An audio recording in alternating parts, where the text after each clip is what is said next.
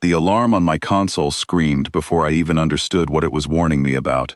I am Varen Cole, a monitoring officer for the Coalition, and in that moment, my hands froze over the controls because the numbers on my screen made no sense. A mass reading near the human shipyards had spiked beyond anything I had ever recorded. My first thought was equipment failure. My second thought, colder than the first, was that it was not.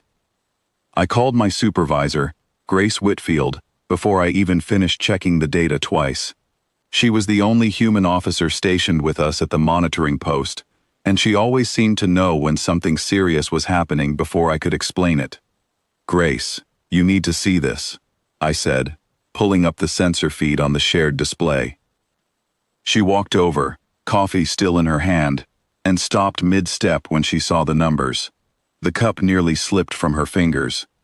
"That cannot be right," she whispered. "That is 3 times the mass limit we agreed on with the Coalition Council." "It is not a malfunction," I said.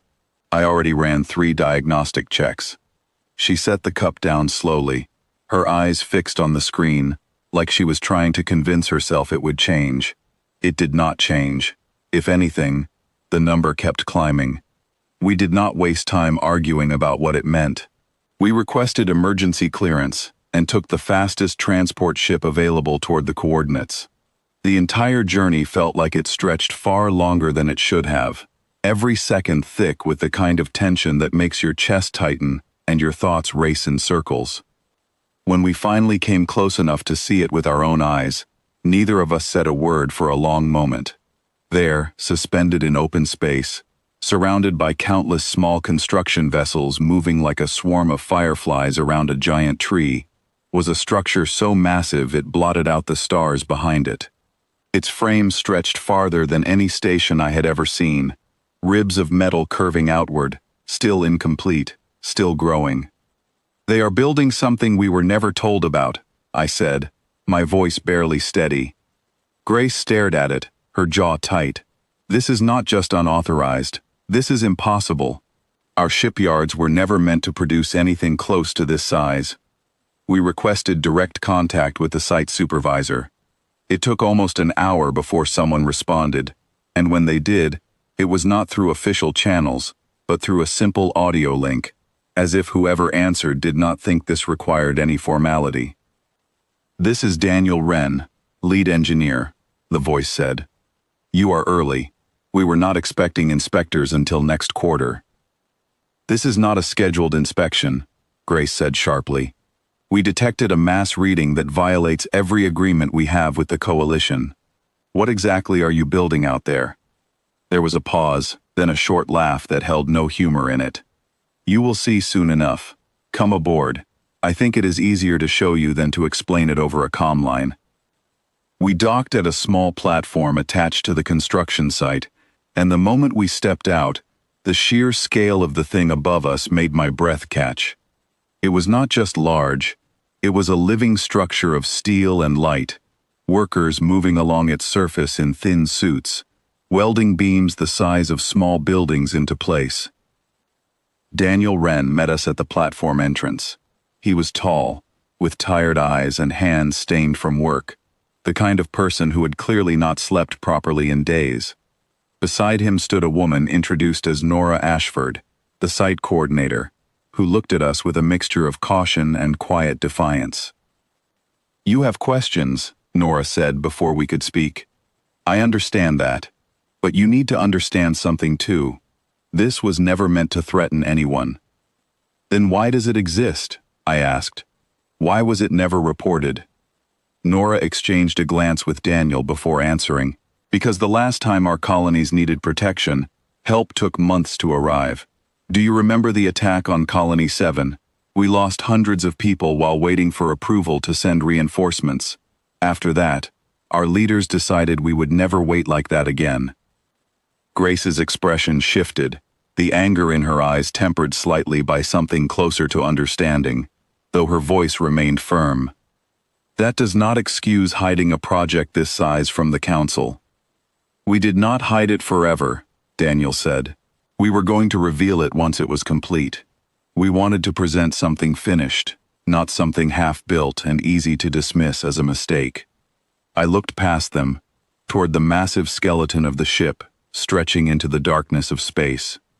Even unfinished, it radiated a kind of quiet power that made my instincts uneasy, yet also strangely fascinated. "What is it called?" I asked. "The Horizon Sentinel," Nora answered. "It is meant to be a shield, not a sword. Something fast enough and strong enough to reach any of our colonies in hours instead of months." We were led deeper into the structure, through corridors still being built around us, past workers who barely looked up from their tasks despite our presence. Everywhere I looked, there was movement, purpose, urgency. It was clear this was not some experimental hobby. This was an entire population working toward a single goal with a discipline that startled me. As we reached the central chamber, a massive engine core was being lowered into place by tow vessels larger than any I had personally seen used before.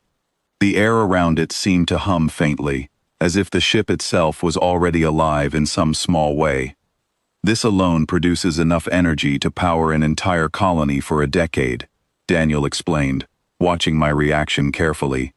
"But its true purpose is speed and defense, not conquest." I turned to him, still trying to process everything. "The Council will not simply accept your explanation. They will see this as a threat, whether you intend it that way or not." Nora's expression hardened slightly. "Then let them see it as a warning instead. A warning that we will not stand by helplessly again. We are not looking for permission to defend our people." Grace stepped closer to the reinforced window overlooking the construction, her reflection ghostly against the glow of distant stars. She stayed silent for a long moment before speaking again, her voice quieter now. "I understand losing people you could have saved," she said. "I was stationed near Colony 7 when it happened. I remember waiting for a response that never came in time." She turned back to Daniel and Nora. "But secrecy like this puts trust at risk. If you want allies instead of enemies, you cannot keep building shadows behind everyone's back." Daniel nodded slowly, some of the defensiveness in his posture fading. "You are right. That is part of why we agreed to let inspectors in now, instead of waiting. We want this understood, not feared." I found myself staring at the ship again, trying to imagine what it would mean for the Coalition once word of this reached the higher councils. Would they see it as innovation born from necessity, or as a dangerous shift in power they could not control? As if sensing my thoughts, Nora added, "We are not asking to replace the Coalition fleet.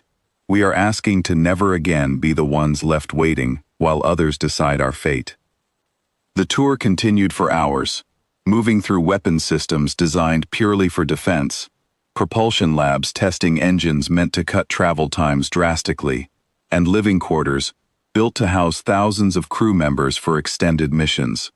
Everywhere, the same message repeated itself without needing words. This was not built out of ambition for dominance, but out of fear of helplessness. By the time we returned to our own transport ship, the sun of the system had begun to set behind the horizon of a nearby moon, casting the unfinished Dreadnought in shades of orange and gold.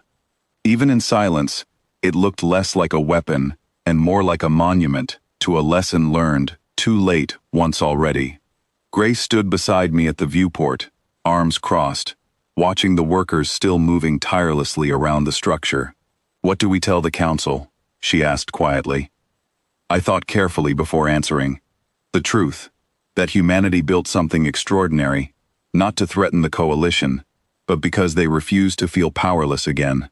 Whether the Council accepts that reasoning or not, it will change how every species sees them from now on." She nodded slowly, her eyes still fixed on the ship glowing faintly against the darkening sky. "Then let us hope they choose understanding over fear." As our ship pulled away from the construction site, I looked back one final time at the towering frame of the Horizon Sentinel, still growing, still unfinished, yet already powerful enough to change the balance of everything we thought we understood about our closest allies. Whatever judgment awaited them from the Council, one thing had already become clear to me in that moment. Humanity would never again wait quietly for someone else to decide when help would arrive.